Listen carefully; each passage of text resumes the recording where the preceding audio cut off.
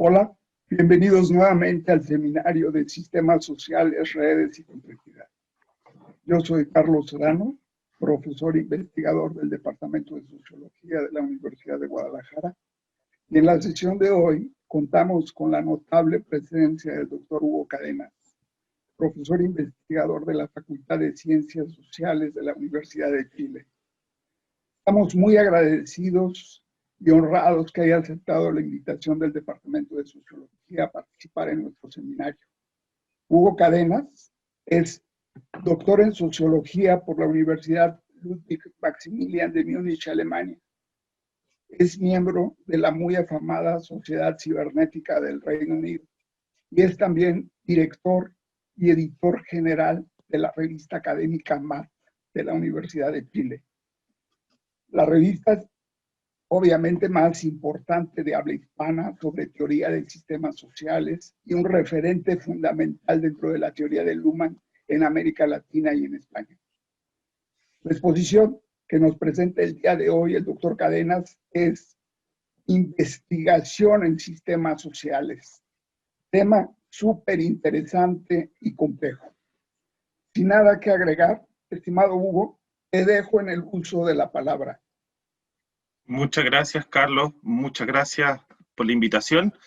Yo creo que el honor es más grande para mí de estar hablando ante ustedes. Yo estoy en un país bien al sur, bien lejos, bien como periférico. Cuando uno piensa periferia, uno dice, bueno, América Latina, ¿no? Pero la verdad es que la periferia yo creo que la tenemos en Chile, ¿no? Hay que pasar la cordillera, llegar hacia al final del mundo.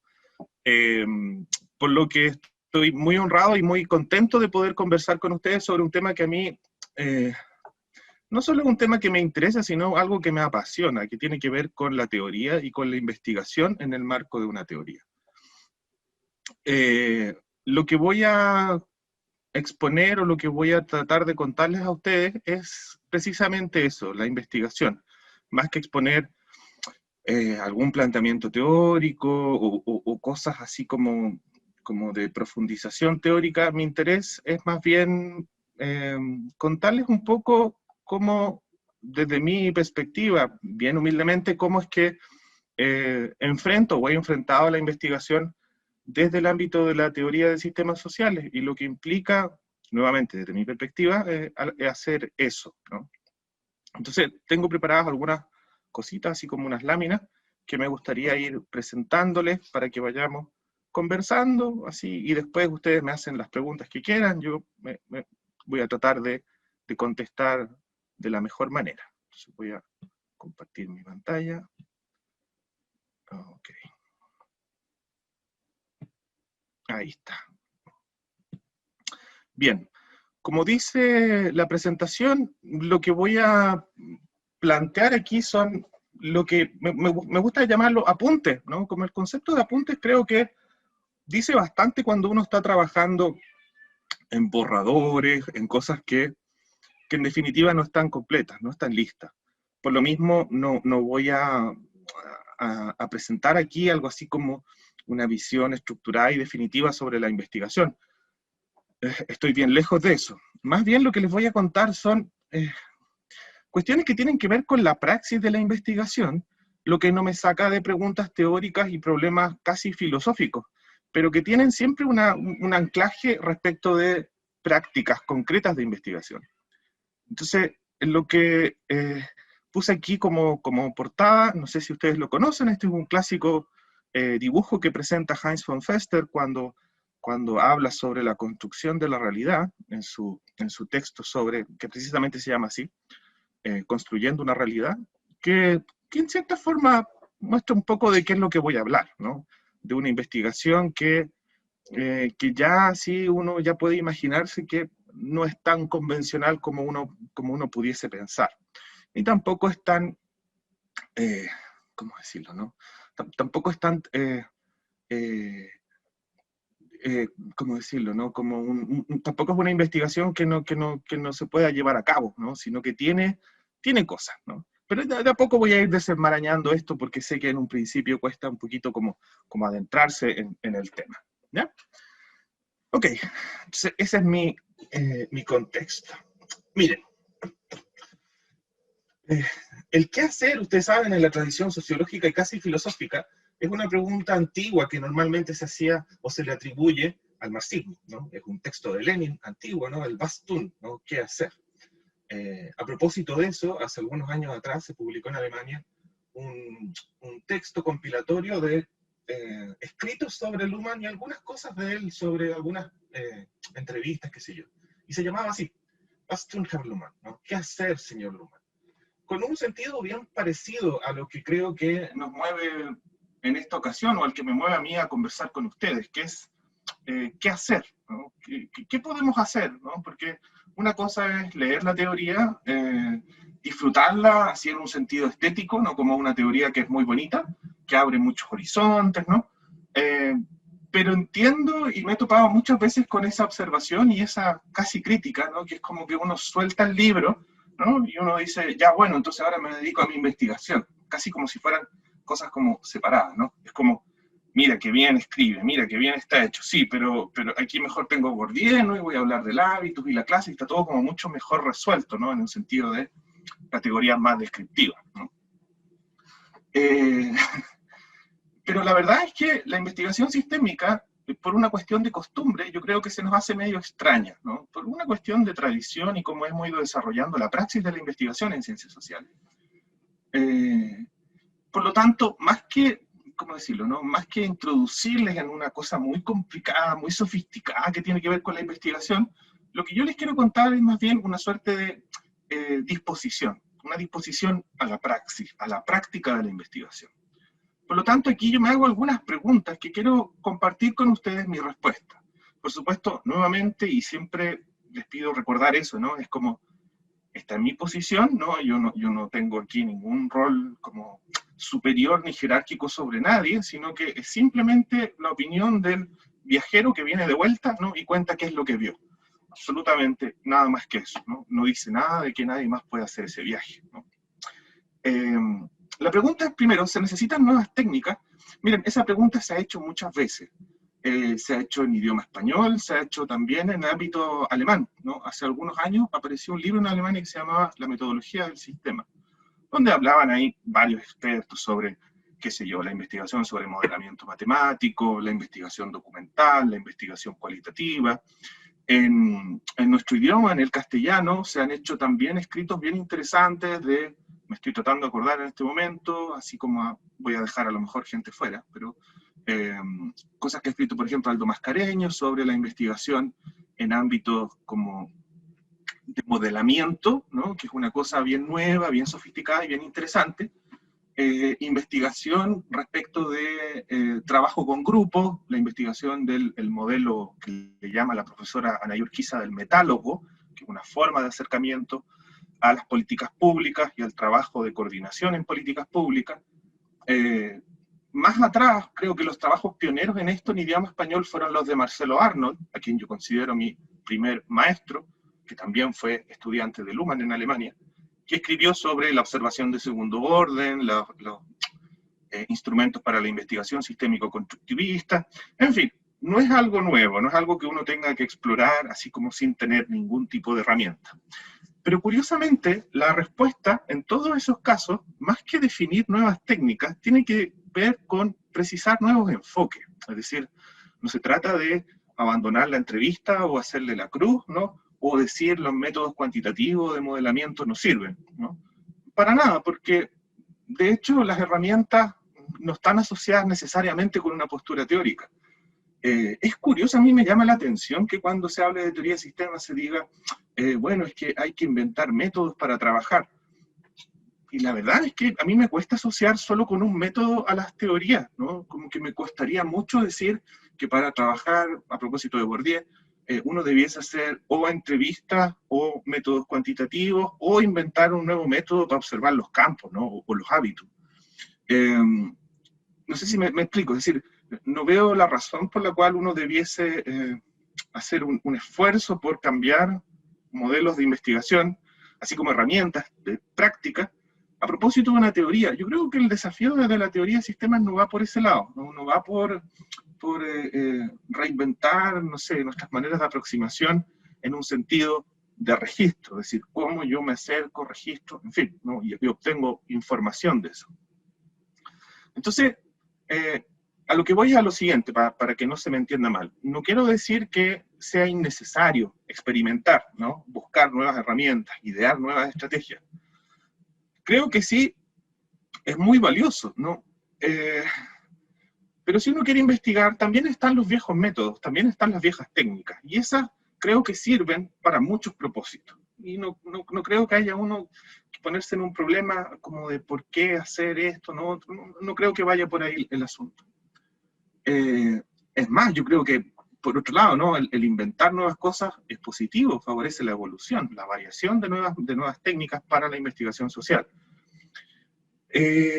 La segunda creo que le cuesta a algunas personas, que tiene que ver con si hay que emplear el enfoque sistémico de manera ortodoxa, es decir, algo así como que uno debiese estar controlándose constantemente de las cosas que plantean una investigación, a ver si están o no de acuerdo con lo que planteó Luhmann o lo que se genera a partir de la teoría luhmanniana.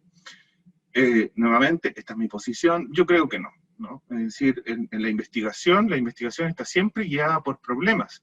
Y de hecho, si uno sigue un cierto dictum luhmanniano de las sociedades modernas definen y diferencian sistemas en función de problemas. Y si uno trabaja en la investigación y define un problema, tiene alternativas funcionales para resolverlo. Creo que de cierta forma se traicionaría el espíritu de la teoría si uno dijera están cerradas las opciones, ¿no? A aquello que Luhmann o cierta tradición o ciertas personas que traducen o que explican a Luhmann nos tienen que decir qué es lo que es correcto y qué es lo que no es correcto. Creo que eso simplemente sirve para aislar la teoría, ¿no? Para hacerla una cosa medio oscura, como que la manejan un grupo de personas medio especializadas. En la investigación uno hace mezclas, en la investigación uno toma cosas de acá, ¿no? Y las ordena en función de un problema. Mi apreciación es que una de las mejores maneras de investigar con la teoría de sistemas es precisamente tomar aquellos aspectos que permiten resolver problemas en la investigación, más que ver si desde la ilustración sociológica hasta la sociedad de la sociedad, que son como los puntos de inicio y de finalización de la teoría luhmanniana, uno puede hacer algo así como entre medio. Es más, permítanme contarles un poco mi experiencia trabajando en la teoría. A mí el trabajo teórico con Luhmann tiene por un lado una cosa que es de profundización, pero también de crítica. También me ha pasado trabajando con Luhmann que encuentro errores, también encuentro contradicciones, problemas dentro de la teoría, porque es una teoría humana, ¿no? Es decir, es alguien que escribe y que puede cometer equivocaciones. Por supuesto que si uno se está defendiendo de posturas, como decirlo, como enemigas, contrarias, no conviene mucho hacer eso, porque uno dice, bueno, pero es que me estoy debilitando. Bueno, es cierto, ¿no? Pero si uno hace trabajo de investigación, debiese dejar esos problemas como en segundo plano, ¿no? Como más bien resolver cosas o inquietudes que uno tiene. ¿Qué preguntas puedo hacer? Todas. Es decir, todas las preguntas que uno se pueda plantear. Uno dice, bueno, pero es que en el caso de Luhmann yo no podría investigar, qué sé yo, la conciencia o las cuestiones relativas a los sistemas psíquicos, porque de hecho la teoría luhmanniana desde el 84 en adelante se define como teoría de sistemas sociales y no de sistemas psíquicos. Claro que sí, de hecho así lo hizo Luhmann, pero uno también podría ir haciendo lo que hizo Luhmann con Maturana, ¿no? Que es decir, bueno, pero este instrumental me sirve para plantear problemas psicológicos, ¿no? Y probablemente Luhmann no habría estado en desacuerdo si siguiera el espíritu de la teoría de sistemas y la cibernética, que es precisamente la interdisciplina, que el concepto de sistema no esté reducido a un ámbito disciplinar, sino que sea el concepto del sistema y todos los conceptos de la teoría de sistemas estén disponibles para la investigación. Creo que es un error que cometió Maturana y que, bueno, insiste en eso, ¿no? Esto de la autopoiesis es para la biología, y que explica la biología, y bueno, y se enreda mucho en esa explicación. La verdad es que uno podría reprocharle a Maturana el hablar de conceptos como retroalimentación u otro, que uno podría decirle, bueno, mira Humberto, esto viene de la cibernética aplicada a las máquinas, entonces no deberías pensar la biología. Así no funciona la teoría de sistemas, nunca se pensó así desde la época de Bertalanffy, e incluso desde antes de la teoría general de sistemas. Por lo tanto, ¿a qué voy con esto? Las preguntas son la motivación del investigador, ¿no? Las preguntas no son tampoco una suerte de lado no marcado o algo invisible en la investigación. Las preguntas de investigación surgen a partir de experiencias con las cuales uno se maneja en el mundo. Y esa experiencia, en cierta manera, como que se hacen compatibles con la teoría, y en otros casos no.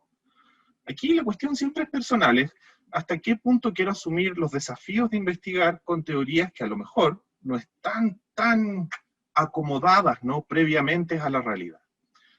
Si uno asume el desafío de trabajar con ellas, por supuesto que aparecen aquí estos comillas, obstáculos, ¿no?, que es como, ¿qué puedo decir? ¿Qué puedo no decir? En fin, ¿no?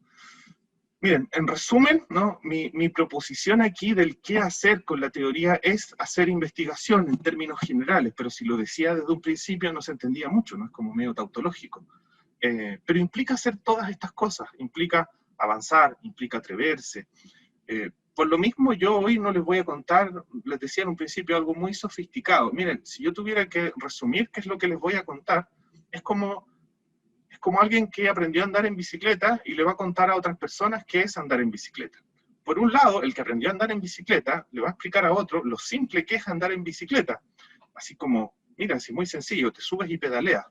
Pero claro, el que primero se sube a la bicicleta no le resulta tan fácil. Se cae, se equivoca, en fin, se desmotiva. Pero una vez que aprende a andar en bicicleta, se encuentra entre la misma dificultad de explicación. Bueno, ¿y cómo lo hice para aprender a andar en bicicleta? ¿No? Porque la investigación es una praxis, ¿no? Es como la praxis corporal de hacer cosas. Ahora, cuando uno lo racionaliza, cuando uno observa, uno hace el ejercicio de observarse a sí mismo, uno se da cuenta de que en el proceso hizo algunos cambios que no necesariamente fueron cambios instrumentales, ¿no?, como que es el ejemplo de las técnicas de investigación, sino que tuvieron que ver con ciertos ajustes corporales, de actitud, de observación. Y es por ahí por donde los quiero llevar, ¿no? Más que por decir, miren, apliquen el método tanto, no, más bien como, ¿cuáles son los ajustes que uno debiese hacer para poder andar en esta bicicleta, ¿no? Después, cuando ustedes se bajan de la bicicleta y les preguntan, bueno, ¿cómo lo hiciste? Bueno, se van a ver ante la misma dificultad que tengo yo en este minuto de contarles. Bueno, ¿cómo fue que lo hice? Voy a tratar de racionalizar eso y de ir contándoles algunas cosas. Para eso me voy a valer de esto. Es muy sencillo, si ustedes lo ven, está basado en las dimensiones de sentido de Luhmann, pero que entraña algunas cosas que creo que es necesario mirar, ¿no?, que es necesario replantear a la hora de, nuevamente, hacer la investigación. En ningún momento voy a traicionar el punto de partida, que es investigue lo que usted quiera, ¿no? Utilice la teoría supeditándola a los objetivos que tiene su investigación y, bueno, y experimente, ¿no? Como eso es parte de la investigación.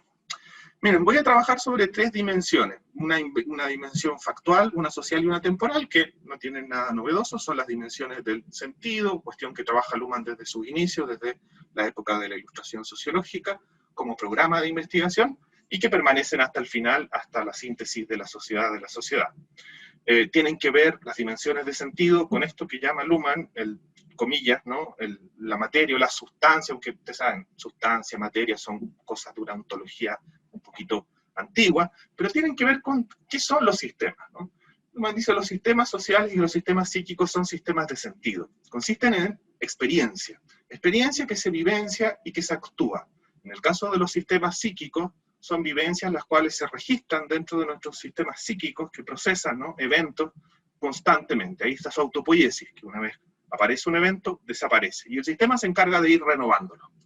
En el caso del sistema social ocurre lo mismo. Si se trata de comunicación que se mueve en la experiencia y que se retrata a partir de esta fórmula del sentido, que es la distinción entre lo actual y lo posible. No hay en los sistemas sociales una materia, así como en la biología hay cierto ambiente químico, sino que se trata del sentido, y del sentido está hecha la experiencia humana. A partir de eso, Luhmann dice, bueno, ¿y cómo puedo observar el sentido si tuviese que analizarlo, es decir, partirlo en algunas partes? Bueno, y él hace la distinción entre dimensiones factuales, sociales y temporales. Factuales, respecto de cuál es el tema, de qué se trata aquello que se distingue en el sentido, en términos sociales, respecto de quiénes son los puntos de atribución en la comunicación del sentido, y en términos temporales, cómo se ordenan los eventos en un antes y un después. Los eventos dentro de los sistemas de sentido son paradojalmente atemporales. Conforme aparecen, se desvanecen. Ya, yo sé que esto puede ser muy filosófico o muy así como casi metafísico, pero es muy concreto y muy práctico. En este momento en que yo estoy hablando, estoy emitiendo sonidos que conforme aparecen se desvanecen. Quienes les dan una realidad en el sentido son los sistemas observadores, que a partir de esos estímulos, de esas cosas que les están llegando en los oídos, en los ojos, qué sé yo, construyen a partir de eso una experiencia. La exterioridad de esa experiencia, en definitiva, no es el fenómeno mismo, sino la construcción que hace el observador a partir de eso. Y bueno, y en eso consiste la temporalidad de un sistema social. Por eso la sociedad y las conciencias se renuevan constantemente, porque si no lo hacen, desaparecen, ¿no? Ahí está su autopoiesis. Bien, pero ¿qué significa esto en el ámbito de la investigación? Miren, significa tomar en consideración tres grandes recomendaciones. Primero, que en términos de la epistemología, es decir, lo que nos guía en la observación cuando trabajamos en la investigación, es la teoría de sistemas sociales, pero es nuestra guía, es decir, no, tampoco es nuestra Biblia, ¿no? Sino que simplemente aquello que nos da algunas indicaciones de qué observar, ¿no? Y de cómo observar también. A propósito de esta observación quizás un poquito abstracta, que es la observación de segundo orden, que es observar observadores, observar qué observan los observadores, ¿no? Que si uno lo plantea así suena algo como muy banal, ¿no? Es como, bueno, sí, pero es que eso lo hacen los etnógrafos, ¿no? Bueno, aquí es donde uno tiene que ir complementando las cosas. ¿Cuál es nuestro problema factual o cómo uno lo puede ir delimitando si fuese así como un arqueólogo haciendo una cuadrícula, ¿no? Es primero, ¿cuál es mi epistemología? ¿Con qué ordeno los eventos? ¿Con qué les doy un sentido? Y ahí está la teoría de sistemas sociales. En la versión de Luhmann, que plantea una renovación de todo el aparato de la teoría de sistemas, y también de quienes dialogan con Luhmann, ¿no? Aquí uno no tiene por qué dar por cerrado los capítulos de la cibernética de segunda generación, de primera generación, o las cosas nuevas que se están haciendo. Es decir, probar nuevos conceptos, probar nuevas ideas, qué sé yo, ¿no? Como dentro de ese ámbito. La segunda yo sé que es un concepto problemático, porque Luhmann es contrario a las ontologías, en un sentido que él llama veteroeuropeo o europeo antiguo, que es la idea de buscar el ser de las cosas, su sustancia, qué sé yo. Pero en nuestro caso tiene que ver con qué es lo que vamos a observar.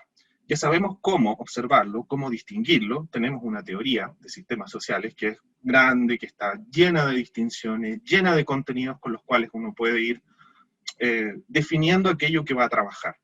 La ontología social nos dice, entienda la sociedad como comunicación, punto, ¿no? Es decir, uno teniendo ya esa como estaca puesta, ya uno empieza a entender por qué se derivan otros problemas como la improbabilidad de la comunicación, qué significa diferenciación funcional, sistemas, ¿no? Codificación, bueno, y todo se deriva de ese gran como indicación o esa coordenada social que es comunicación. Por lo mismo, y luego voy a hablar de eso, ¿no? Eso también tiene implicancias no solo para hacia afuera, ¿no? Es decir, cómo miro hacia afuera, sino también cómo miro lo que estoy haciendo, cómo observo eso que estoy haciendo y cómo lo hago parte de la sociedad. Aquí, comunicación. Constructivismo en términos de esta teoría significa comunicación.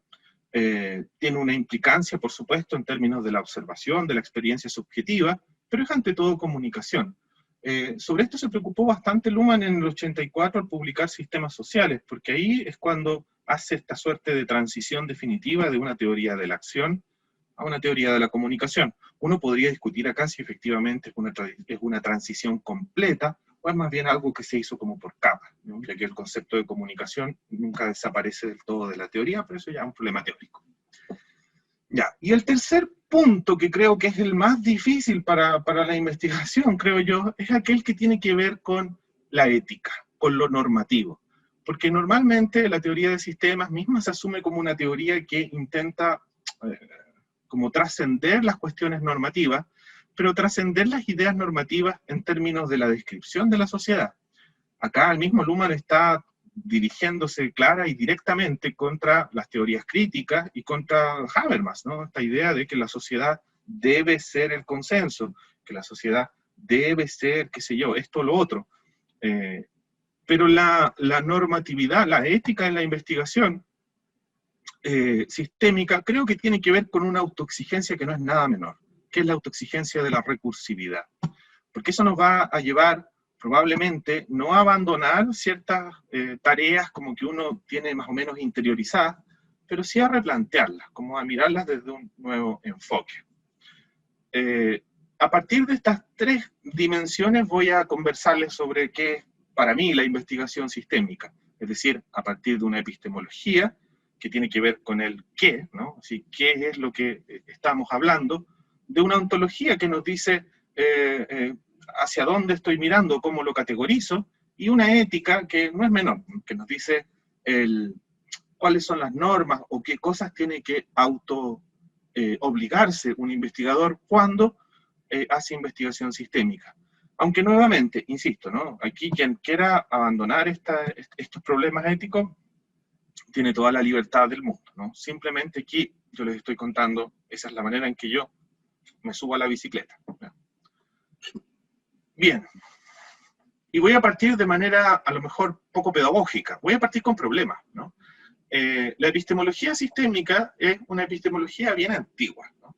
De hecho, uno la fija en Bertalanffy por el hecho de hacer ahí un proyecto institucional de teoría general de sistemas, pero la concepción del sistema es probablemente muy antigua en la ciencia social. Viene del organicismo, que ustedes saben, está en la fundación de la sociología con Comte, sigue a través de las concepciones ilustradas, biologicistas de los funcionalistas de primera generación, pero también de las posturas románticas de tipo alemán, que tenían una imagen orgánica de lo social, como una configuración, una gestalt, por ejemplo. Entonces, se trata de un programa que tiene harto tiempo. En vida Luhmann se planteó lo siguiente, dijo, la teoría de sistemas tiene que superar 4 obstáculos epistemológicos. Originalmente eran 3, cuando escribe La sociedad de la sociedad, le añade un cuarto, ¿no? Dedicado con mucho amor a Habermas, que es la sociedad se integra por el consenso, ¿no? En lugar de plantearlo como lo ve Habermas, ¿no? Como una suerte de posibilidad positiva, ¿no? Como algo que hay que aspirar. Bueno, Luhmann lo ve como un obstáculo. Dice, bueno, eso obstaculiza una visión de la sociedad, cree que las sociedades se integran por el consenso. A eso le añadía Luhmann antes, ¿no? La idea de que la sociedad está compuesta de personas concretas, de carne y hueso, hombres y mujeres, ¿no? De manera que si uno lo lleva o radicaliza esa idea, cada vez que se muere una persona en el mundo, ¿no? Se muere una parte de la sociedad. Bueno, ustedes entienden que esa manera de explicarlo ya nos dice que no es un concepto teórico muy estricto. Entre paréntesis, a mí me sorprende mucho cuando se ve con cierto escándalo esta idea de que Luhmann habla, si bien duro, ¿no? Respecto de que la sociedad no está compuesta de organismos humanos. Porque la verdad es que toda la teoría sociológica ha asumido ese hecho hace mucho tiempo. El hecho social de Durkheim no es un hecho social asociado a un humano. De hecho, si uno radicalizara la idea del homo duplex durkheimiano, esta idea de que el ser humano tiene 2 lados, uno normativo y uno como animal, ¿no? Es decir, que se guía por obtener las cosas rápidamente y que el lado normativo como que lo domestica, difícilmente podría hablar de un hecho social a partir de esa criatura, ¿no? En el caso de Weber creo que es muy claro. Los procesos, ¿no? De las constelaciones históricas trascienden a las personas. Bueno, y en fin, estructuralistas, no sé, ¿quién ha hecho una teoría alguna vez donde diga o se tome en serio el hecho de una aseveración como que la sociedad o las sociedades están compuestas de personas de carne y hueso? Ninguno diría, y en eso insiste Luhmann, en que eso significa decir que las sociedades no tienen personas, ¿no? Bueno, evidentemente, que el día en que caiga un meteorito, no sé, o alguna pandemia nos extinga, se acaba la sociedad. Pero eso no necesariamente implica que la sociedad esté como reproduciéndose a partir de esa situación. Bueno, miren, Luhmann lo utilizó a su provecho, evidentemente, ¿no? El haber obtenido atención, ¿no?, respecto de esa frase, para luego reforzarla de alguna u otra manera. Pero teóricamente no es ni por lejos lo más significativo de la teoría luhmanniana. El segundo obstáculo que distinguió, Luhmann era esta idea del nacionalismo metodológico, la idea de que las sociedades son como países, ¿no?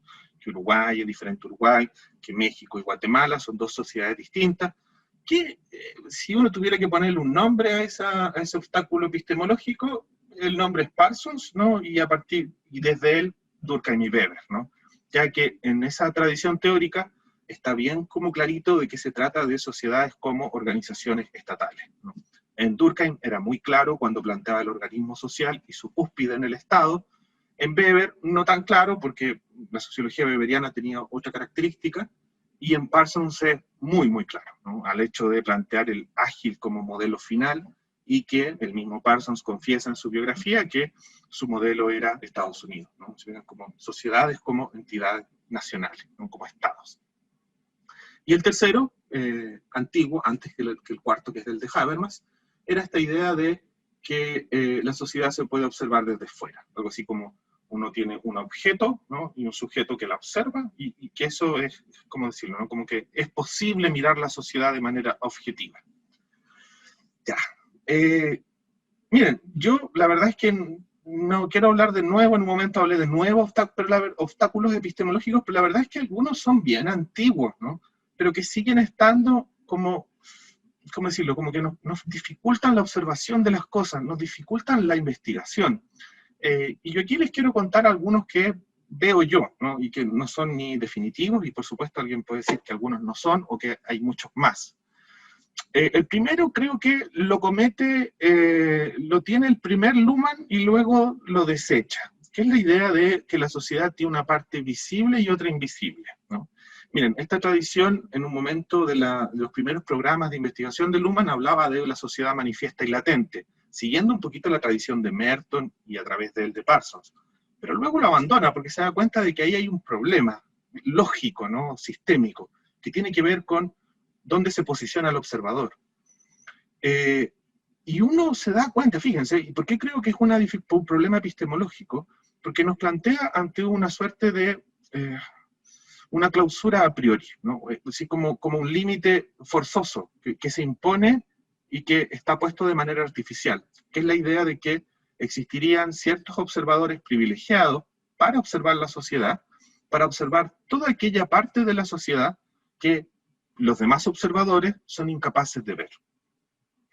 La versión más antigua de este obstáculo la tiene, por supuesto, la teoría de inspiración marxista, ¿no?, es decir, aquella que nos dice hay una realidad y una ideología, y que estamos presos de una ideología, ¿no? Los demás, por supuesto, excepto los que nos hablan de la distinción, que son quienes fueron capaces de observar la realidad y la ideología. Uno no entiende muy bien nunca cómo es que llegaron a eso, es decir, cómo es que lograron poder distinguirse en el mundo de lo ideológico como observadores reales, o cómo pudieron distinguir en el mundo real a los que estaban observando de manera ideológica, ¿no? No sé si se me explico, es decir, ahí hay una paradoja que es imposible de resolver con ese marco teórico, ¿no? Es decir, implica posicionarse en alguno de los dos lados. Y sigue existiendo, y uno la sigue leyendo en la literatura, y uno la sigue viendo en las investigaciones, cuando se nos dice, ¿no?, las cosas son de esta manera, ¿no?, pero el observador no sabe qué es lo que está ocurriendo.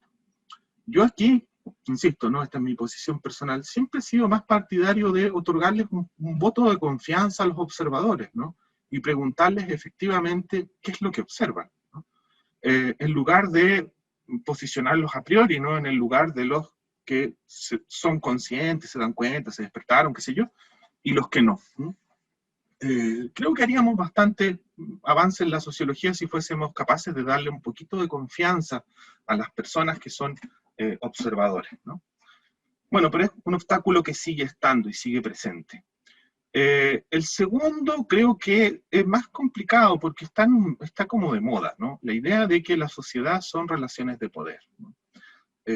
Seguramente los que han estudiado un poco más de teoría saben que esto tiene un origen, tiene un momento, y que se reduce a la explosión del postestructuralismo, o sea, Foucault, ¿no? Pero en realidad todo lo que se abrió con Foucault y que se popularizó con Foucault, que fue una suerte de, ¿cómo decirlo?, ¿no? Como de nueva crítica a partir de, o contra, la idea de la importancia de lo económico por sobre lo político, que era en el fondo la idea de Marx, ¿no?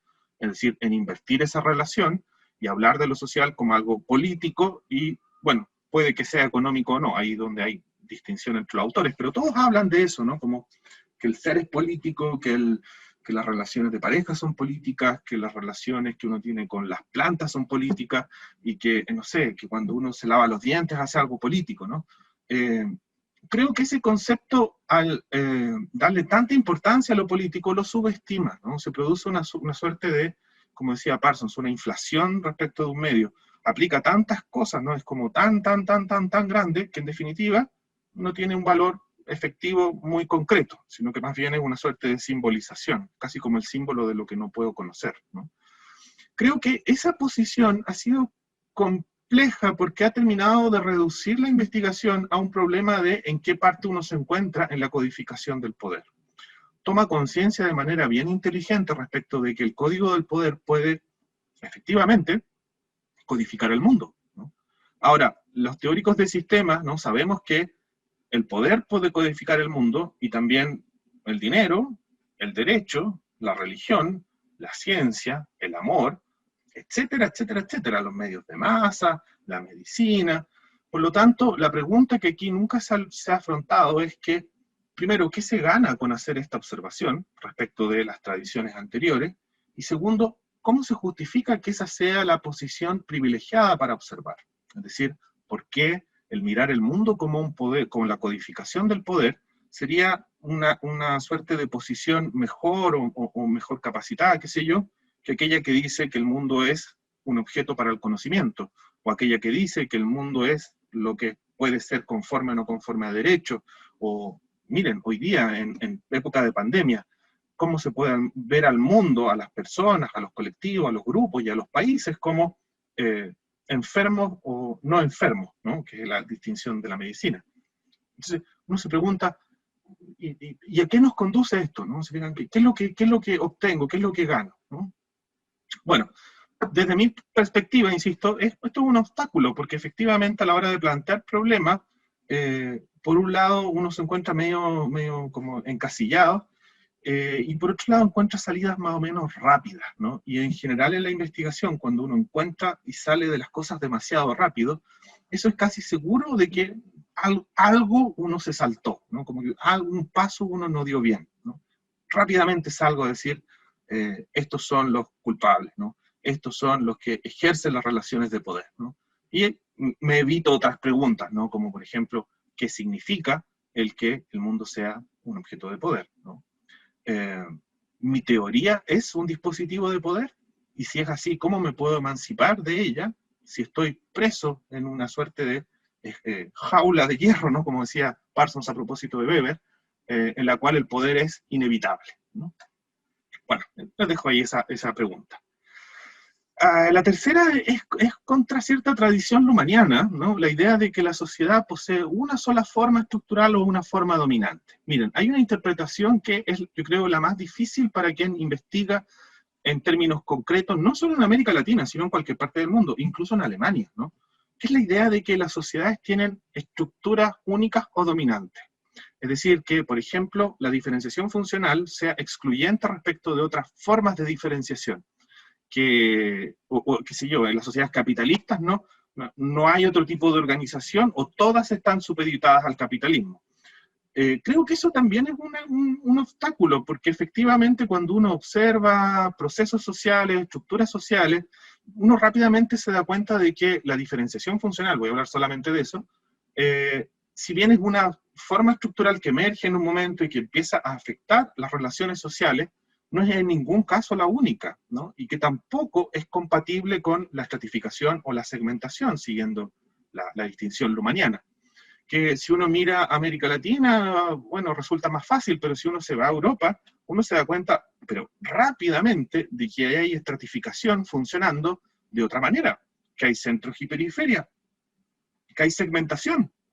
Es decir, ese tipo de enfoques, ¿no? Como que en el fondo tienden a mirar idealmente ciertos lugares, ¿no? Y otros como deficitarios, que es más o menos la historia, la trágica historia de la teoría latinoamericana, ¿no? Que es como está el centro, Europa, Estados Unidos, ¿no? Y nosotros que no somos, nunca vamos a ser como ellos, ¿no?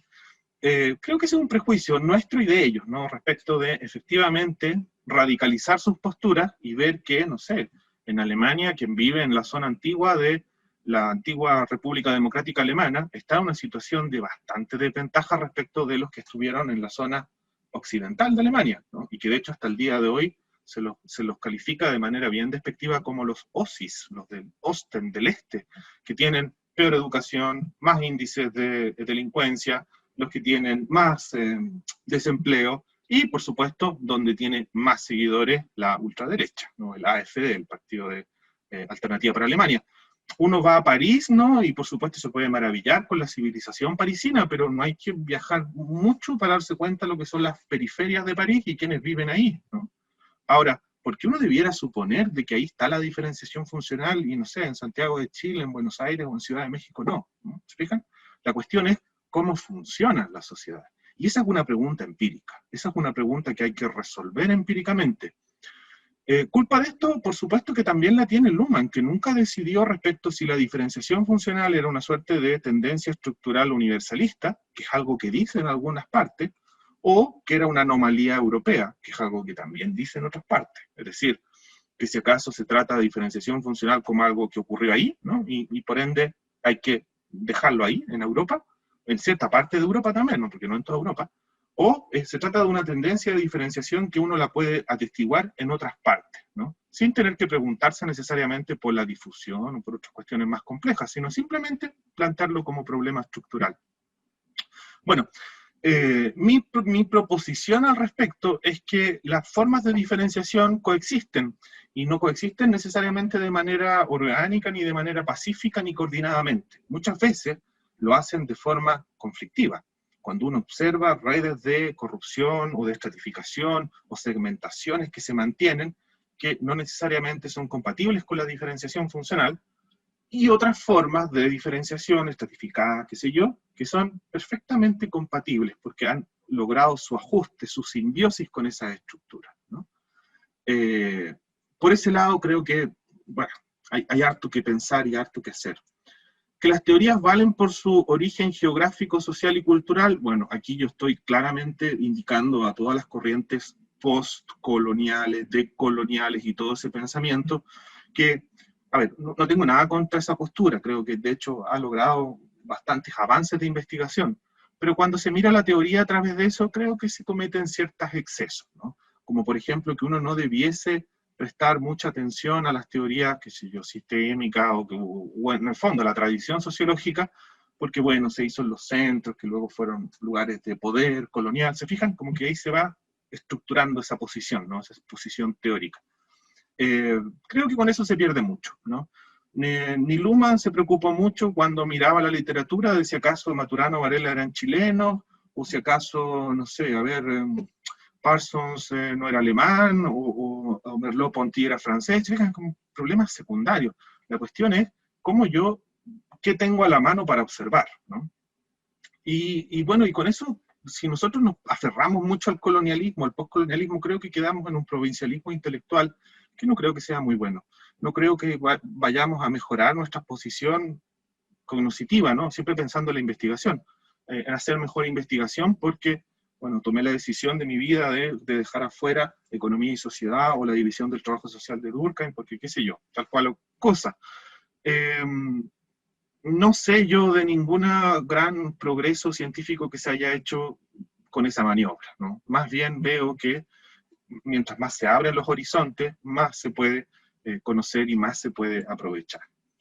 Es un obstáculo, y sobre eso, bueno, estoy dispuesto a defender mis obstáculos epistemológicos, por supuesto.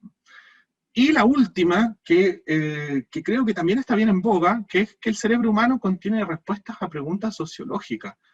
Yo aquí quiero ser bien claro y bien polémico, ¿no? Bueno, y también hacer caricaturas, las caricaturas a veces sirven, ¿no? Si uno sabe que son caricaturas, ¿no? Que es el hecho de la emergencia de las neurociencias, que son muy positivas, qué sé yo, pero que yo creo que le han ido quitando a las ciencias sociales un espacio que se ganaron durante todo el siglo XX, que era el espacio de entender que lo social demandaba un tipo de observación distinta a la que se tenía de lo individual. Estoy pensando no solo en la sociología, estoy pensando, por ejemplo, en Margaret Mead, en la antropología, y cómo su estudio sobre Samoa logró quitarle a la explicación del desarrollo universal de la psicología un ámbito bien importante, al decir, la adolescencia depende de cómo se educa a los niños, por ende, depende de un proceso cultural, ¿no? Eso fue un triunfo enorme para la antropología y también sirvió, si ustedes quieren, ¿no?, políticamente, ¿no?, porque significó rebatir argumentos biologicistas, como que, dependiendo de donde uno nace, va a tener una cierta trayectoria de vida, ¿no? Bueno, hoy día eso no estamos tan seguros de eso, ¿no? Cuando uno escucha estas charlas TED o qué sé yo, encuentros científicos, y se nos dicen cosas como, miren, cuando las personas, ¿no?, sin importar dónde nacieron, de dónde son, qué sé yo, ven un helado que les gusta, se les ilumina esta parte del cerebro, ¿no? Y luego, a partir de eso, se sacan grandes conclusiones. Yo me pregunto si efectivamente uno puede llegar a entender procesos sociales complejos sobre la base de electrodos, ¿no?, y viendo qué zonas se iluminan del cerebro. O si mirar el cerebro es definitivamente aquello que nos va a dar respuestas a problemas sociológicos. Yo soy escéptico de eso, ¿no? Yo soy muy escéptico respecto del rendimiento efectivo que pueda dar esa disciplina, en tanto, no sé, se defina como la voz autorizada sobre lo social, ¿no? Creo que ahí falta un poco de apertura que no he visto en la neurociencia al buscar en la literatura. Más bien he visto grandes expectativas de dar respuesta, pero también veo un retroceso, un siglo y medio hacia atrás, cuando los sociólogos le decían a los psicólogos en ese entonces, miren, Durkheim, ¿no?, el suicidio es también un hecho social, ¿no? No es solo respuesta a estados anímicos, sino también respuestas a fuerzas sociales, ¿no? Y como eso, ¿no?, uno de repente como que se olvidó. Y claro, los científicos sociales estamos preocupados a veces de cosas que no son necesariamente las que están pasando en el mundo del conocimiento, ¿no? Estamos más preocupados si aquel que dice eso, no sé, viene de Estados Unidos, ¿no?, de Harvard, o qué sé yo, ¿no? Por ahí va mi preocupación. Entonces, más que darles una respuesta sobre epistemología de sistemas, que me imagino que o la conocen o tampoco es una cosa muy esotérica, la cual uno tenga que iniciarse, no sé, con expertos para entenderla, creo que más bien el problema epistemológico actual tiene que ver con ir cruzando ciertas fronteras que no son para nada fáciles, ¿no? Porque a veces significan, no sé, impopularidad, significan perder opciones, hacerse de enemigos, no sé, significan costos, ¿no?, que no todo el mundo está dispuesto como a asumir. Ese como mi primer punto. El segundo punto, no quiero latear mucho acá, porque creo que todos los que nos interesa la sociedad sabemos de esto, y probablemente ustedes sepan mucho más que yo sobre esto, que es en qué sociedad vivimos, en qué sociedad investigamos. Y bueno, lo que nos ha enseñado la teoría de sistemas, y bueno, y si no nos enseñó la teoría de sistemas, nos lo enseñó a golpes la vida en este mundo, ¿no?, es que vivimos en sociedades complejas, que las soluciones monocausales son, no sé, son convincentes, pero a la larga se desvanecen en el ámbito de la explicación científica, cuando yo quiero explicar las cosas sobre la base de un puro factor, ¿no?, y no sobre la base de la complejidad de relaciones que se dan dentro de fenómenos sistémicos. Un sistema, de hecho, es complejo precisamente por eso, porque no responde a una sola causa, sino que es autocausado. Una vez que tiene una suerte de diferenciación y comienza a funcionar, comienza a desarrollar sus propios procesos de manera autónoma. Eso es un sistema social, eso es también un sistema orgánico, ¿no? Por lo mismo, una sociedad compleja es una sociedad mundial, diferenciada, ¿no?, todas estas cosas que uno aprende como en el canon estructural de la teoría de sistemas, pero también es una sociedad desigual. También es una sociedad donde hay problemas de control, de desorden y de desconfianza. Y yo aquí me gusta pensar no solo en el Luhmann estructural, ¿no?, el de la ilustración sociológica de principio a fin, sino también el Luhmann romántico pesimista, el de el último texto que publica, que es Sociedad Mundial o Globalización, donde uno ve a un pensador que está mirando el mundo con mucho pesimismo respecto de qué es lo que está ocurriendo. no hay no solo progreso, sino que hay mucha decadencia.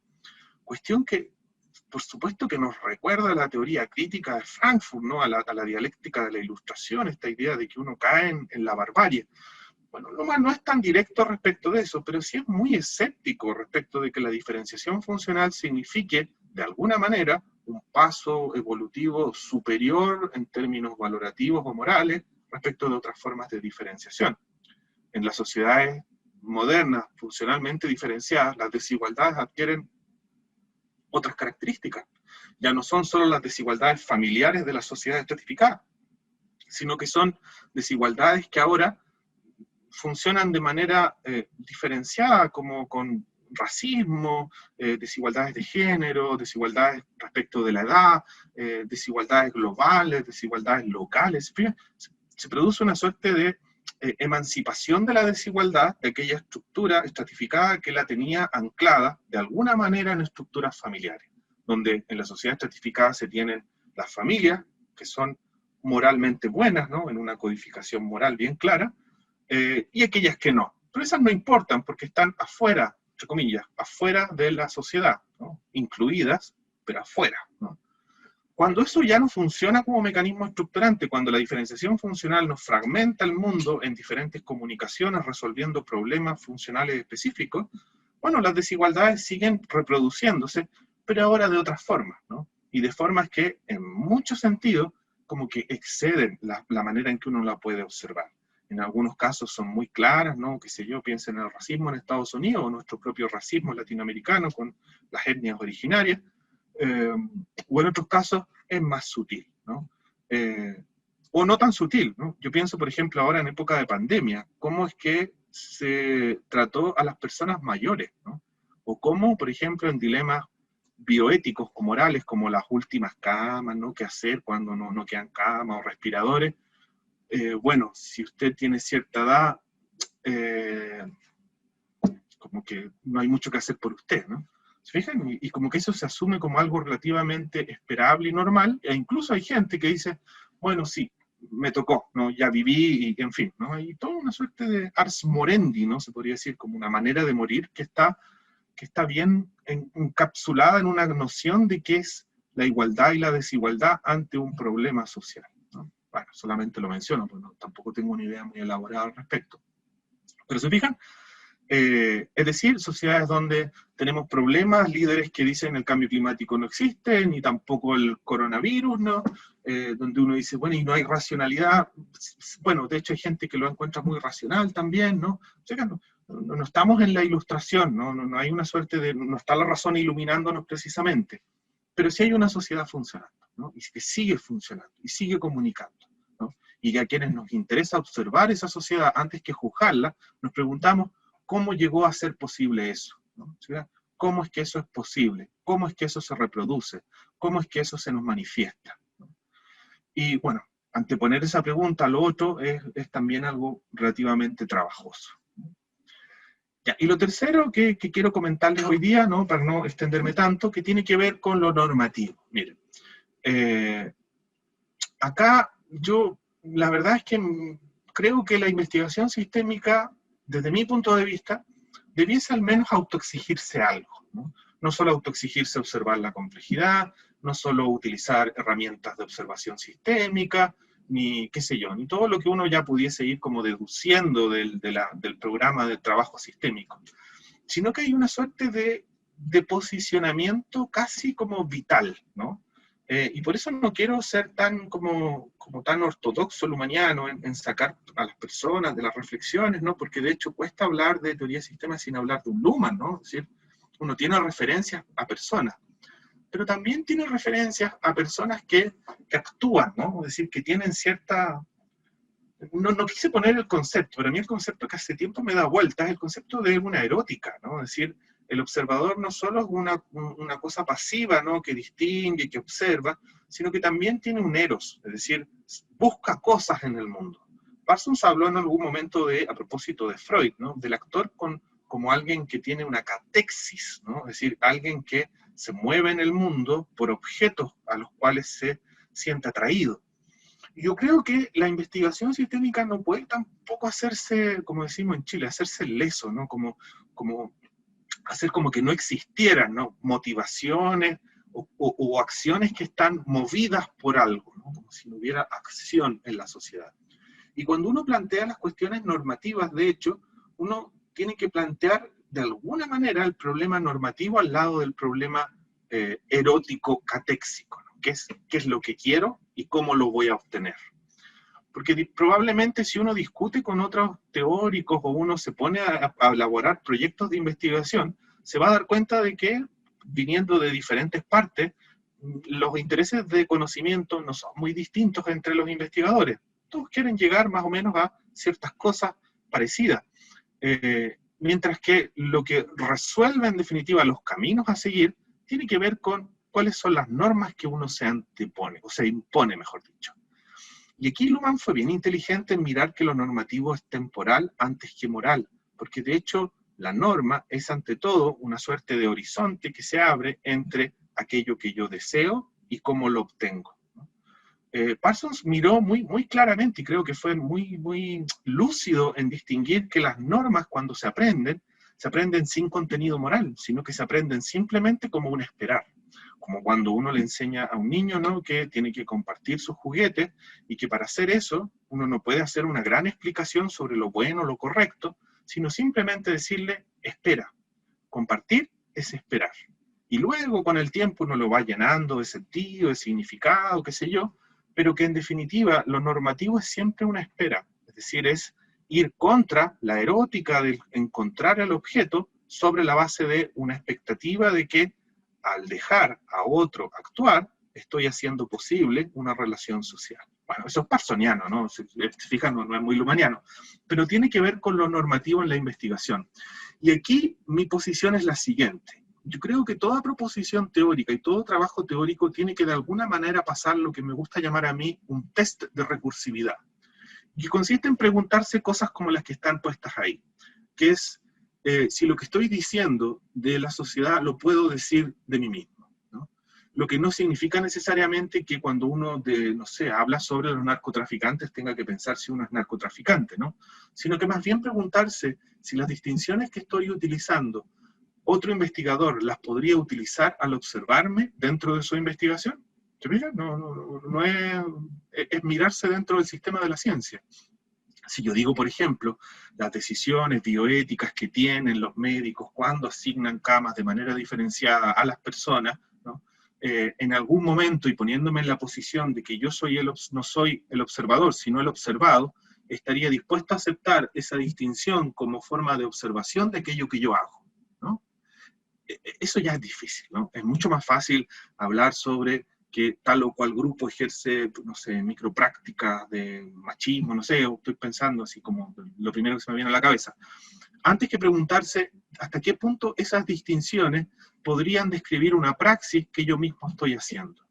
Lo que me lleva a reflexionar sobre mis normas, me lleva a reflexionar sobre las normas que tengo de mi propia conducta y de la conducta que observo en los demás. La investigación sistémica no puede evitar eso, porque siempre está autoimplicada, siempre se observa como un observador dentro de, y no un observador fuera de. Al mirarse dentro de la sociedad, resulta muy difícil decir que uno no está dentro de aquello que describe. O piénsenlo ahora, ¿no? Que hoy día hay, en épocas de crisis, de pandemia, hay mucha ansiedad de muchos intelectuales por dar descripciones como definitivas y acertadas dentro de lo que estamos viviendo, ¿no? Casi como ver quién logra ser famoso y hacer historia con su concepto para que luego todos los demás hablen, no sé, de como pasó con Beck, ¿no? De esta como sociedad del riesgo, sociedad del virus, sociedad informática, en fin, ¿se fijan? Como que hay mucha ansiedad por dar con esa respuesta. Y a mí me preocupa el hecho de que si estamos en una crisis, los intelectuales no están viviendo en la luna, están viviendo en la sociedad en crisis. Y de alguna manera lo que observan es también resultado de aquello que están describiendo. Difícilmente podría no ser una descripción de crisis aquello que se hace en una época de crisis. No sé si me explico, ¿no? Es decir, no puede uno simplemente decir, por el hecho de mi formación y los libros que he leído, ¿no? O por las clases que hago en la universidad, ahora yo puedo mirar esto desde fuera, ¿no? Y con calma y decir, esto es así o esto es así, ¿no? Por supuesto, aquí los palos son para George Agamben, ¿no? o Slavoj Žižek, que están ahí muy preocupados de dar respuestas y, por supuesto, dando también, perdiendo quizás más de lo que pueden ganar en el mercado de las ideas. La segunda es quizás una cosa más difícil, que tiene que ver con que toda teoría es general, y me refiero a lo siguiente, no en el sentido anti-mertoniano de que hay teorías grandes o teorías de alcance medio, sino más bien que las teorías debiesen tener algún tipo de pretensión más allá de la situación en la que se aplican, y que tiene que ver con el primer punto, es decir, cuando se establecen ciertas descripciones de las cosas, la investigación sistémica siempre da vueltas sobre eso, preguntándose si acaso eso tiene algún tipo de generalización. No en el sentido de que hay que hacerla general, o que tiene que terminar en una teoría general, sino que tiene que partir del supuesto de que aquello que se está diciendo podría generalizarse. Hoy en día, en un entorno que está muy, muy sensible moralmente, en el cual uno puede caer en desgracia en los medios sociales, prácticamente sin tener la intención de eso, creo que es una buena indicación el preguntarse si aquello que estoy diciendo se puede generalizar, porque a partir de eso, creo yo, ¿no? Uno puede ir condicionando la propia conducta de investigación, de manera de, no sé, moverse en un entorno que a lo mejor es más sensible de lo que piensa un investigador, más preocupado de conseguir información, qué sé yo, que de responder a ciertas sensibilidades morales políticas. La tercera, que dice la distinción ha de poder aplicarse a sí misma, creo que es la más fuerte de todas, ¿no? Creo que las distinciones que no son capaces de autoaplicarse tienen problemas de recursividad y también generan problemas a la larga en la investigación. Por ejemplo, si uno hace distinciones como respecto del mundo político, por ejemplo, ¿no? Es decir, esta distinción del mundo de la sociedad como entidad política, si no puedo llevar esa distinción a la observación o aplicarla a sí misma, yo creo que esa es una indicación respecto de que la investigación no está completa, o al menos es una investigación que debiese tener otros supuestos, ¿no? Debiese apoyarse de otro tipo de observación. Porque fíjense, es como decir que una observación no tiene observador, ¿no? Más o menos, eso es lo que el riesgo que uno cae, diciendo que tal cosa es de cierta forma, pero no me aplica a mí porque yo soy, no sé, distinto. Las distinciones debiesen poder aplicarse a sí mismas, y cuando se hacen normativamente, eso implica, por supuesto, reglas de comportamiento bioético muy prácticas, pero también sobre la denominación de los fenómenos y cómo se trabaja con ellos. Y la última cosa que les quiero comentar hoy día, que tiene que ver con que la investigación sistémica no le tiene miedo a las paradojas, más bien se enorgullece de las paradojas. No tiene problemas en que le digan que lo que obtuvo no es más que la comunicación parcial de un subsistema de la sociedad que tiene al mundo como su objeto, o a la sociedad como su objeto.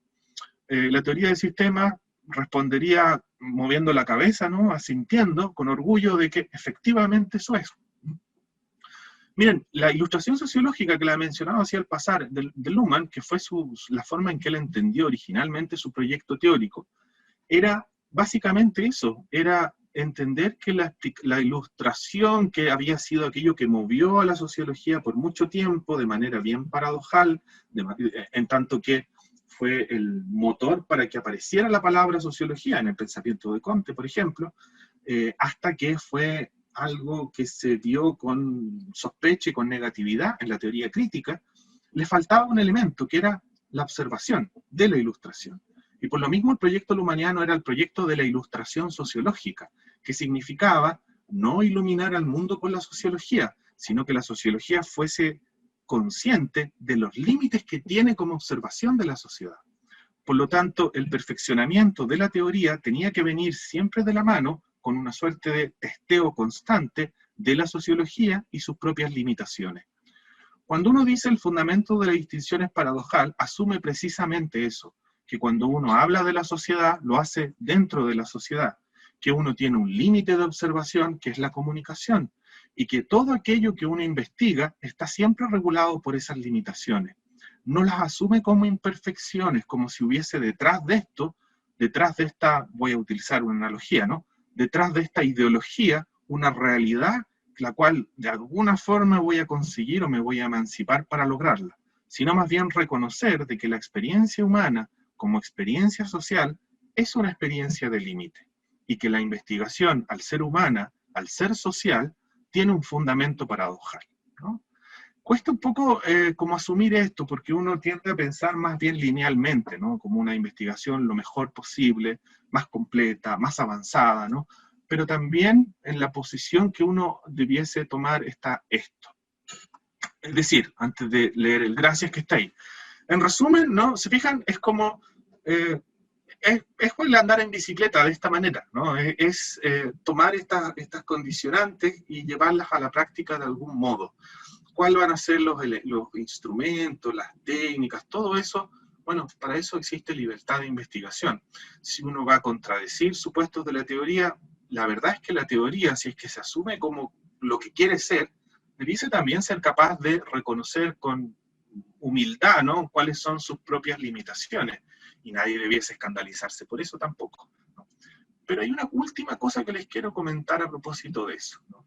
Dentro de la praxis de investigación y todo lo que yo les he comentado, hay detrás un supuesto, ¿no?, que a lo mejor no lo he hecho demasiado explícito, y es que a las posiciones teóricas se les debiese pedir o se les debiese exigir básicamente aquello que están dispuestas a ofrecer y tensionarlo. Es decir, si una teoría me dice que conocimiento es poder, por ejemplo, y no me da más indicaciones que esa, yo debiese estar autorizado para poder llevar esa proposición lo más lejos posible, de manera de probar si efectivamente la proposición teórica me permite observar aquello que dice que quiere observar. No creo que es muy honesto, ¿no?, tratar de llevar las teorías más allá de lo que aquello que las teorías pretenden, ¿no? Es decir, por ejemplo, criticar, no sé, a Luhmann por no tener un concepto de emoción, ¿no? Bueno, sería difícil, ¿no? Está puesto fuera del catálogo de temas luhmannianos desde un inicio. Contrario es si efectivamente uno le dice, o la teoría luhmanniana, bueno, usted me está explicando una sociedad moderna, pero no está considerando lo suficientemente radicalmente, ¿no?, las mismas propuestas que usted está proponiendo, ¿no? Creo que si uno pone en tensión las teorías de esa manera, uno logra avanzar con problemas de investigación guiados teóricamente, y también en un nivel más chiquitito, ¿no?, con problemas de investigación que aparentemente aparecen fuera de las teorías, ¿no? Creo que eso es una cosa que yo puedo comentar así como más general. Bueno, y dicho esto, y he hablado mucho más de lo que tenía pensado, ¿no?, les agradezco y cedo la palabra en caso que tengan alguna consulta o alguna cosa que comentar. Bueno, hay felicitaciones, que ha sido muy interesante tu charla, muchas gracias. Pero hay una pregunta que hace José Pablo Quiñones y es relacionada con esta perspectiva. Ahorita te voy a leer la de Ricardo Martínez. ¿Cómo se puede utilizar la distinción interacción, organización y sociedad de la teoría de sistemas en la investigación empírica? ¿Puede sugerir bibliografía al respecto? Sí, a ver, lo primero sería como entender qué son esas distinciones. Si uno quiere una bibliografía, si no me equivoco, en La moral de la sociedad, que es el libro que se publicó póstumamente de Luhmann, se tradujo un texto que aparece, bueno, es relativamente antiguo, de Luhmann, que es Interacción, Organización, Sociedad, donde justamente trabaja las distinciones y en qué se podría, cómo se podría distinguir, valga la redundancia. Miren, esa cosa se refiere a un problema que es evolutivo y también un problema empírico de observación. Luhmann lo plantea así. Una interacción es una comunicación que se da entre presentes. Presentes que no necesariamente son presencias corporales. En este momento yo estoy interactuando con Carlos y estoy interactuando en esta situación. Mi reacción, mi comunicación está en este sentido, ¿no? Así está delimitada, en ese mundo de sentido. Por lo tanto, hay presencia, ¿no? La organización es una típica formación moderna porque lo que hace es introducirse en esta diferencia que hay entre lo que estoy comunicando presencialmente y lo que hay afuera, que es interacción y sociedad. Bueno, entre medio, así como una cuña, aparece una nueva forma de diferenciación, que son las organizaciones, que trabajan la comunicación en un nivel diferente, que es al nivel de las decisiones y a nivel de las membresías. En una interacción uno no es miembro de nada, uno interactúa y se va, ¿no? La interacción puede ser algo muy estructurado, como lo que tenemos ahora, como algo muy sencillo, como salir y saludar al vecino, ¿no? En ese sentido, la interacción es presencia. La sociedad es el horizonte de la comunicación posible, ¿no? Es como lo que hay fuera del sistema, desde ese punto de vista. Y la organización es un sistema que define claramente a sus miembros. Sobre eso, para decirlo así bien cortito, hay un problema de inclusión-exclusión. Mientras la interacción es principalmente excluyente, es decir, solamente considera en la dimensión social como puntos de atribución a aquellos que están interactuando, la organización, en cambio, lo que hace es excluir no a los que están interactuando, sino a todos los que no son miembros. La sociedad, en cambio, en una sociedad funcionalmente diferenciada, es una sociedad que tiene diferentes sistemas funcionales, todos los cuales incluyen de manera universalista. Lo que no significa que incluyan de manera igualitaria, porque entre la diferenciación funcional y la experiencia, ¿no?, de la sociedad hay organizaciones, y las organizaciones son las puertas de entrada y son las que excluyen. Si todos podemos usar dinero, que es lo que dice diferenciación funcional de la economía, las empresas, las organizaciones, los bancos, los estados son aquellos que regulan quién puede y quién no es miembro para poder participar de esa comunicación. ¿Sí? Cuando las sociedades son estratificadas, las organizaciones tienen un rol más secundario, porque el acceso a la comunicación, la inclusión, la dan las familias, ¿sí? Y esas tradiciones que hay a partir de las familias. Eso diría. Y otra pregunta también relacionada en cómo esta teoría, digamos, toca con las instituciones que requieren, digamos, propuestas concretas, aplicables, específicas. Sí, toca mucho. De hecho, nuevamente, el problema aquí es qué preguntas uno se va a hacer. Si uno va a plantear preguntas como, por ejemplo, mi organización, por decir algo, ¿no?, a propósito de organizaciones. En mi organización no se logran los objetivos de tal o cual manera, ¿no? Uno puede plantearlo como una pregunta metodológica, o perdón, una pregunta material y decir, bueno, el problema de esta organización es que, no sé, no contamos con la infraestructura suficiente. Una visión sistémica lo plantearía probablemente en un ámbito distinto, lo plantearía en ámbito de cómo se decide en esta organización y cómo es que se desarrolla la comunicación en la organización, ¿no? Es decir, pondría el acento en la comunicación, no tanto en el objeto, sino qué es lo que se comunica con o sin esos objetos. Y desde un punto de vista funcional, uno plantearía, por ejemplo, la pregunta de cómo se han resuelto los problemas y qué otras alternativas hay para resolverlos. Más aún, si uno tuviese detrás una posición como como la orientación contextual, que es esta cosa que habla Helmut Bilke, Aldo Mascareño también, uno diría, bueno, respetemos los límites de la organización, lo que significa, no se lo voy a imponer, sino que voy a acompañar a la organización para que encuentre las soluciones a los problemas que existen ya en la propia comunicación de la organización. ¿Sí? Yo creo que uno puede resolver cosas bien concretas a partir de ahí, ¿no? Si uno tiene, por ejemplo, un problema, no sé, jurídico, ¿no?, respecto de el acceso a derechos de ciertas poblaciones, uno también puede preguntarse cómo es que se está regulando la inclusión y la exclusión, o cómo se está resolviendo, por ejemplo, ciertos problemas a través de la atribución a ciertos sistemas. Lo explico, si bien es mundano. Cuando, por ejemplo, se dice que la población penal adolescente, por decir algo, ¿no?, debiese ser conducida o hacia sus familias o hacia equivalentes funcionales a la familia, ¿no? Uno puede preguntarse, ¿por qué?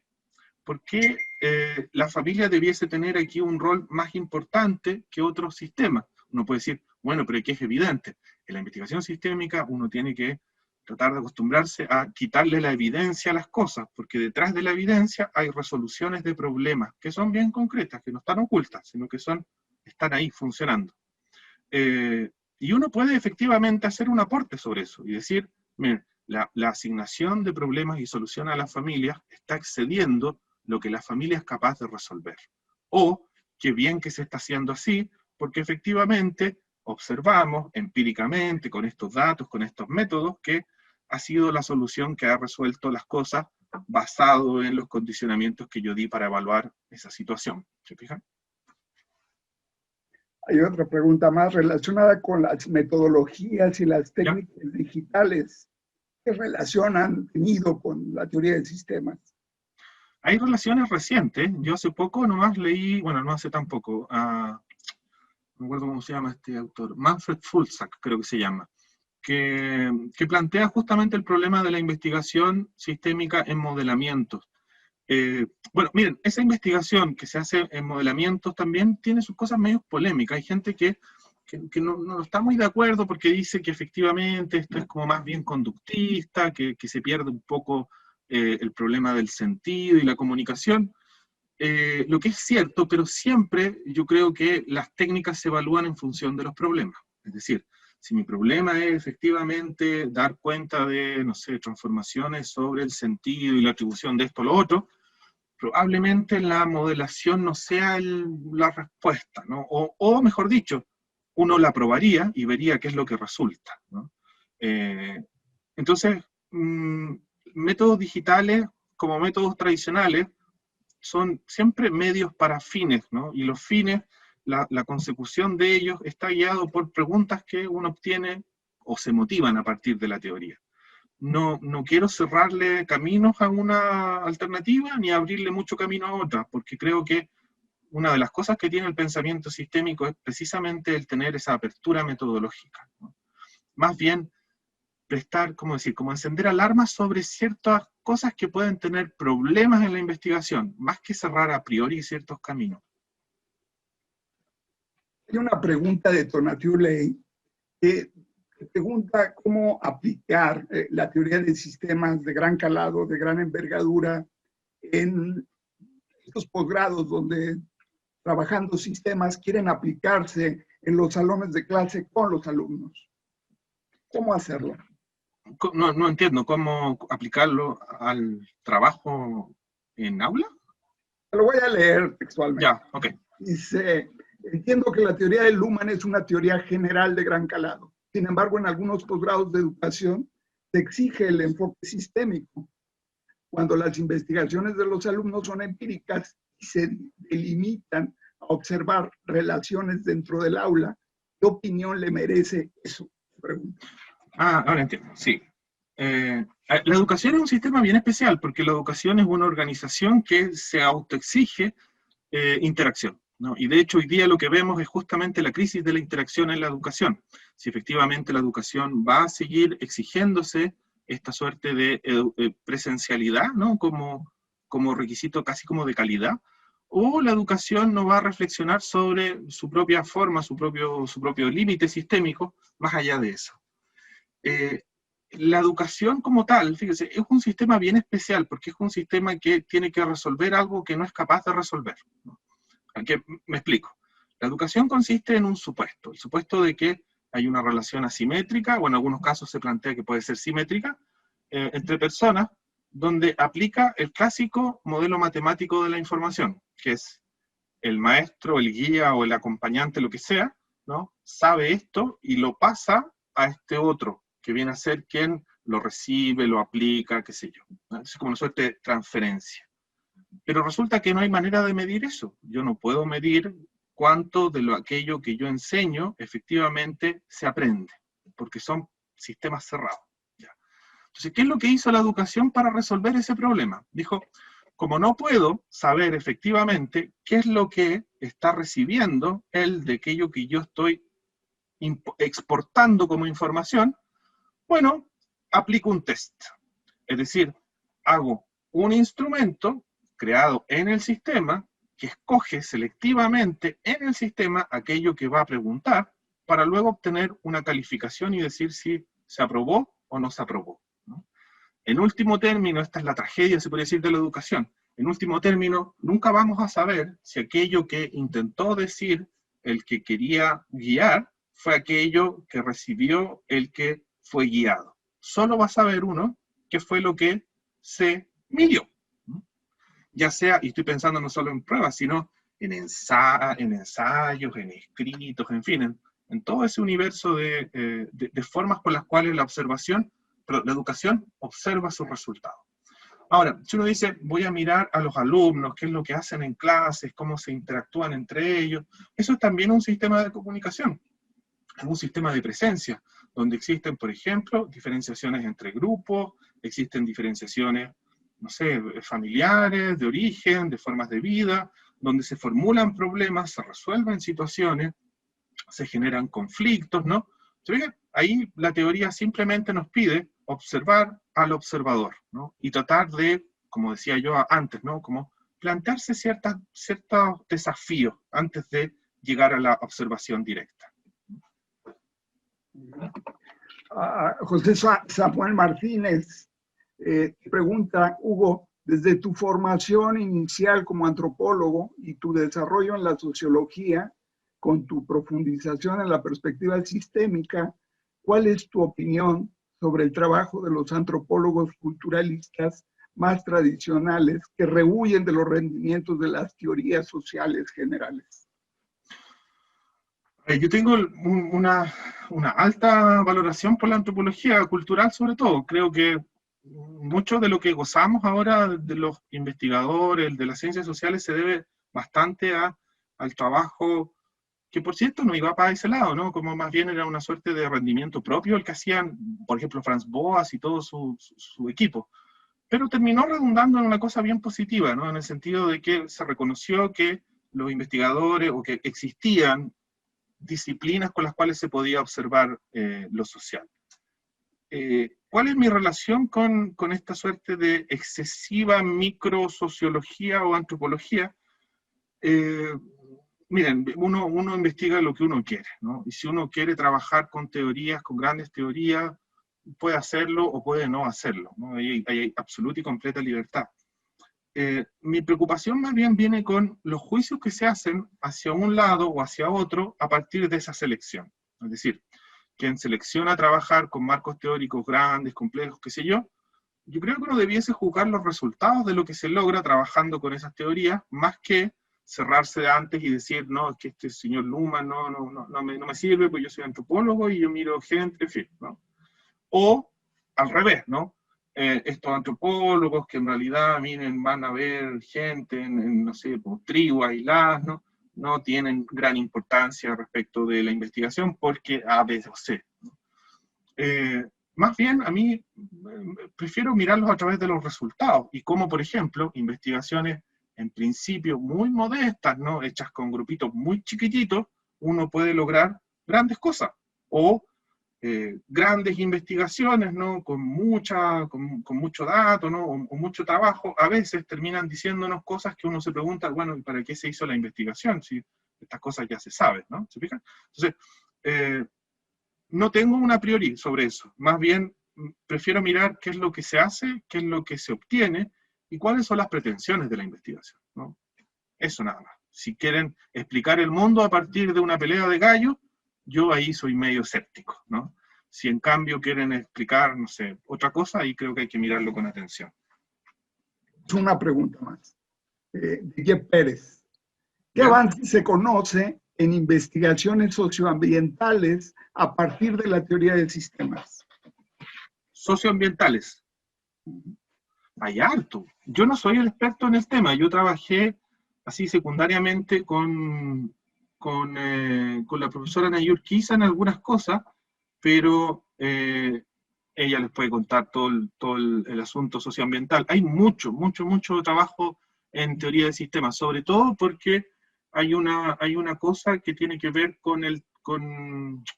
a ver, ¿cómo decirlo? Con una especie de encuentro o reencuentro entre las teorías de origen lumaniano, ¿no?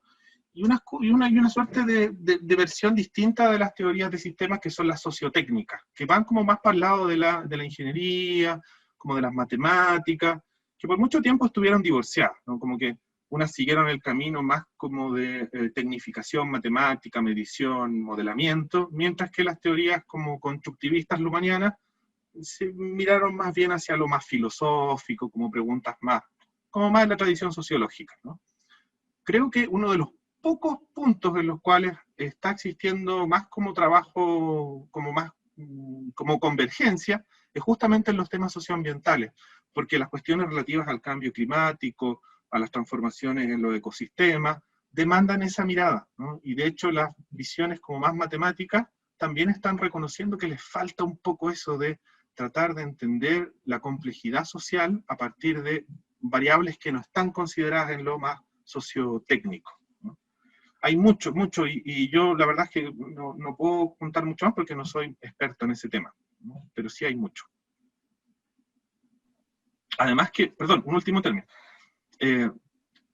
Yo creo que cuando uno se pregunta, por ejemplo, Luhmann, un tipo que siempre rehuyó las clasificaciones de si era derecha, si era izquierda, en general lo que hacía era casi una cosa medio irónica, ¿no? Por ejemplo, cuando la CDU, ¿no? El Partido Social Demócrata Cristiano Alemán, como que en Alemania se usa mucho que toman a los intelectuales, ¿no? Como que leen mucho, le pidieron a Luhmann una proposición, y Luhmann respondió con un libro que es Teoría Política del Estado de Bienestar, que contradice muchos de los puntos con los cuales eran casi como el dogma de la democracia cristiana, que es como la derecha en Alemania. De esa forma, cuando la izquierda alemana se miró a Luhmann casi como una suerte de renovación del pensamiento más idealista, como más hegeliano, ¿no?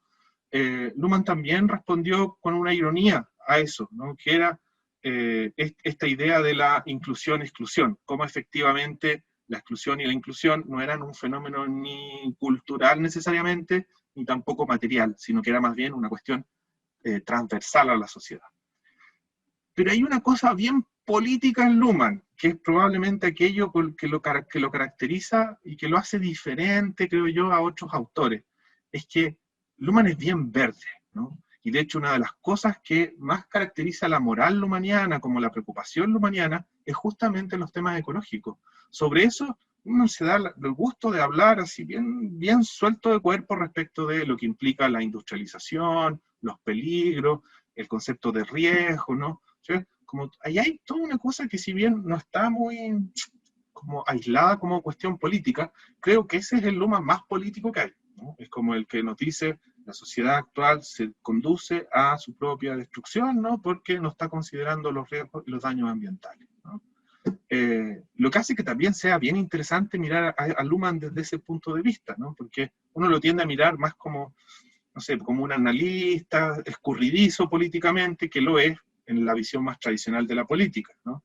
Es más bien verde, y de hecho, lo último, el Partido Verde Alemán, de hecho actualmente, tiene varios referentes sistémicos actuales, que los tiene ahí como de observación en la evaluación de sus programas y qué sé yo. En Alemania el Partido Verde es bien importante, una tercera fuerza política, no es como en América Latina, que tienen una cosa medio de vaivén, allá tienen una tradición bien potente. Bueno, pues permíteme decir solamente que como adelanto, que para el 17 de octubre, el sábado 17 de octubre, está programada la doctora Anaí Urquiza para participar en nuestro seminario. A ella le pueden preguntar. Vamos a profundizar mucho sobre ese tema. Sí. Hugo, muchísimas gracias por tu participación, por tu facilidad para explicar, por la sencillez con la que cosas que suelen ser de mucha complejidad en muchos autores, tú nos los has puesto de manera muy sencilla, muy fácil, muy clara, sin dejar de tener los aspectos de complejidad que tienen estas teorías. Muchas gracias. Hay varias personas que te agradecen en el Face. Bueno, pues agradecerte tu participación, tu brillante participación. Muchísimas gracias, Carlos. Muchísimas gracias a todos y a todas los que estuvieron ahí. Y nada, para mí fue más, creo yo, que me voy bien contento de poder haber interactuado y estar en esta situación. Y nada, agradecer nada más. Muchísimas gracias.